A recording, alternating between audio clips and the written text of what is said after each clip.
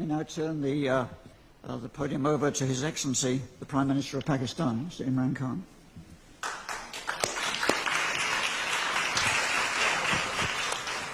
Bismillah ar-Rahman ar-Rahim.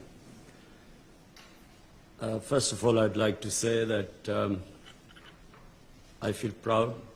I'm sitting with a statesman of our times, Dr. Mahathir Mohamad, who I respect, and I admire the way he has transformed Malaysia.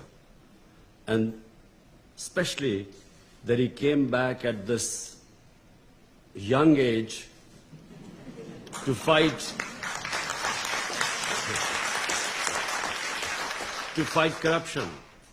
And the Malaysia which Dr. Mahathir left behind, and the one, unfortunately, because of corruption, which is a problem for, in fact, countries are poor only because of corruption, not because of lack of resources. So I really respect Dr. Mahathir Mohamad, and I'm proud to be sitting with him.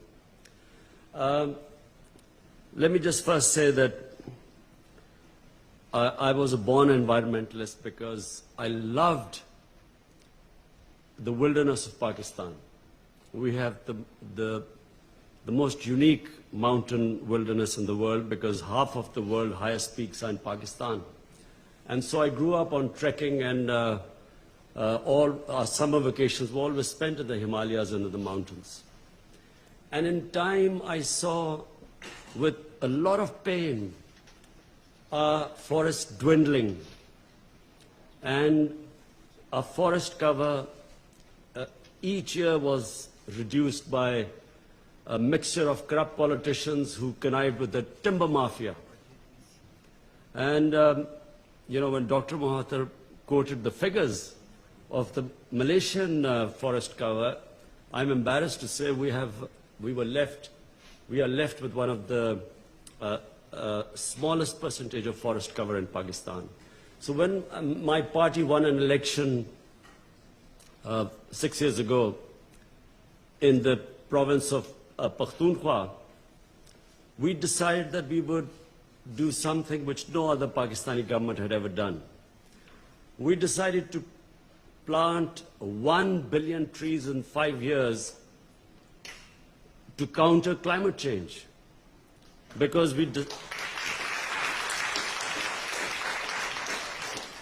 Pakistan happens to be, unfortunately, in the top 10 countries most vulnerable to climate change. The water, 80% of the water in our rivers comes from our glaciers. And because of global warming, our glaciers are melting at a faster rate than we hear of glaciers, for instance, on the poles. In fact, the Swiss Prime Minister was telling me that their glaciers are also melting. But in Pakistan and India as well, Himalayas, Karakoram and these big ranges, the Hindu Kush, the glaciers are melting at a faster rate. So the only thing we can do, because Pakistan contributes hardly anything to emissions of greenhouse gases. The rich countries who are really responsible should really help countries like Pakistan and other countries which are now trying to compensate for the damage done by these greenhouse gas emissions.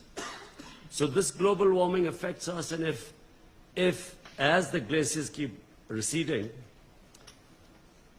the whole, not just the Indus Basin, but the two great river systems, the Ganges Basin in India, the future for hundreds of millions of people is going to be affected. So we tried our best. In a province, we planted 1 billion trees. No one thought it would be possible. But we used a unique method, and I must commend our team, which was involved in this planting of 1 billion trees. We enlisted local communities, women who would be living in mountain areas. We paid them money to grow nurseries.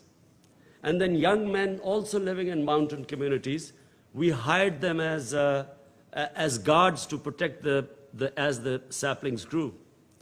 So it was one of the most successful campaigns acknowledged by WWF, by World Economic Forum, by Bond Challenge. We planted 1.1 billion trees in 5 years. So now, when my party won elections a year ago, we became even more ambitious, and we have given ourselves a target of 10 billion trees. So in the next 5 years, we hope to plant 10 billion trees in Pakistan to counter the effects of climate change.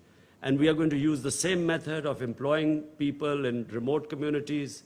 We are going to pay women especially to grow nurseries in remote villages, and then hire young boys from the communities as guards to protect the trees, like we've done in KP province.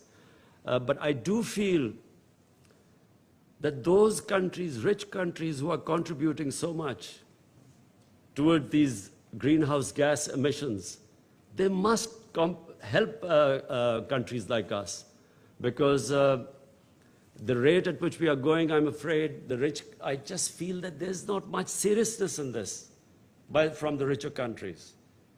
Because maybe they feel that they are not affected that much, but eventually everyone will be affected. You will have refugees because of climate change. And already we see this refugee crisis and all in Europe, people trying to get into richer countries.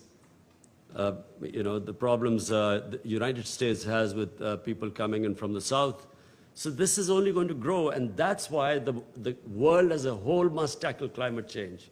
And they must deal with it with much more seriousness than we see right now. Thank you.